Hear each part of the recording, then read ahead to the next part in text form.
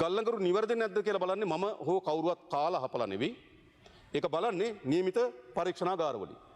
පටවන්න පෙර එම පරීක්ෂණාගාරය අපිට රිපෝට් එක එවන එම පරීක්ෂණාගාරය අපිට රිපෝට් එක එවනවා ගල්ලඟරු පාස් කියලා. ඊට පස්සේ අපි 80%ක් ගෙවනවා. ඊටු 120 ගෙවන්න අපි නැවත අපි ඉන්දියානු පරීක්ෂණාගාරයෙන් පරීක්ෂා කරනවා. කුමක් හරි හේතුවකට මේ ලැබ් දෙකෙන්ම මේ ඉන්දියානු පරීක්ෂණාගාරය තෝරාගත්තේ 2023 වසරේ. එතකොට මේ අවස්ථා දෙකේදීම මේ සමත් වීම සිද්ධ වෙනවා.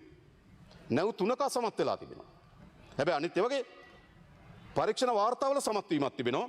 නමුත් හරි පැහැදිලි බලාගාරයේ අපිට විශේෂයෙන්ම බලාගාරයේ පසකින් තිබ්බත් අපේ පද්ධති කළමනාකරණ පැත්තෙන් අපිට කියනවා අවශ්‍ය නිෂ්පාදන ලැබෙන්නේ නැහැ කියලා. ඒ නිසා අපි සමහර ගල්ලඟුරු වලට 120 ගෙවීමක් හිටවලා තිබෙනවා. සමහර වාර්තා වලට ඒවට පෙනල්ටි තීරණය කරලා තිබෙනවා.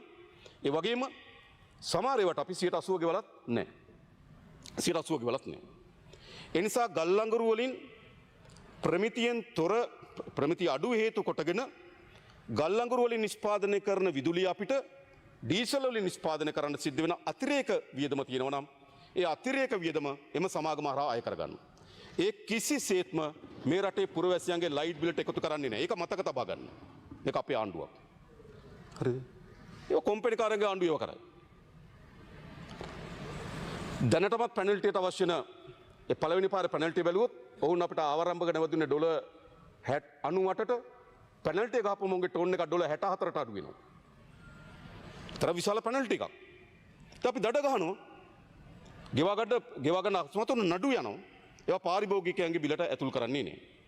හැබැයි අතිරේක සාධක ඉන්ධන මිල ඉහළ යාම, නැෆ්තා සහ ෆර්නස් ඔයිල් වැඩිපුර නිෂ්පාදනය කරන විදුලිය ඩීසල් වලින් නිෂ්පාදනය කරන්න සිදුවීම, ජල මට්ටම පහළ යාම නිසා විදුලි බිලට යම් බලපෑමක් ඇති වෙනවා.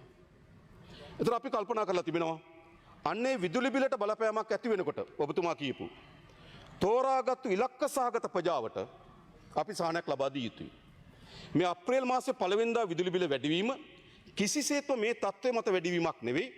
මේ පෙබරවාරි මාසයේ පළවෙනිදා කරලා උපකල්පනය මත තමයි අප්‍රේල් මාසයේ පළවෙනිදා බිලට මේ බලපෑම ඇති කරේ.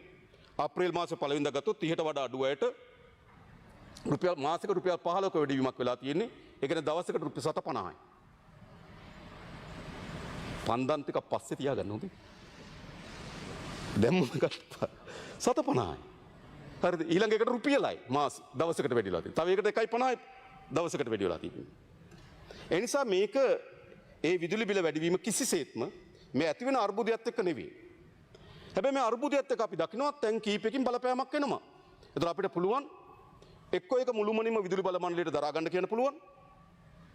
එහෙම නැත්නම් ඒක මුළුමනින්ම අපේ භාණ්ඩාගාරේ දරා ගන්න කියන්න පුළුවන්. එහෙම නැත්නම් ඒක මුළුමනින්ම ජනතාවට දරා ගන්න කියන්න පුළුවන්. ඔකයි තියෙන මාවත් තුන. ඉතින් අපි තීරණය කළා තියෙන මොකද්ද? ඒකේ යම් පංගුවක් ආණ්ඩුව දරා ගන්න. යම් පංගුවක් ජනතාවට දරා ගන්න. තවත් පංගුවක් සමාගම දරා ගන්න ඕන. සමාගම දරා ගන්න ඕන මොකද්ද? අර ගල්ලඟුරු වලින් ප්‍රමිතියෙන් බාල නිසා හැදෙන විදුලිය කොටස දරා ගන්න ඕන සමාගම.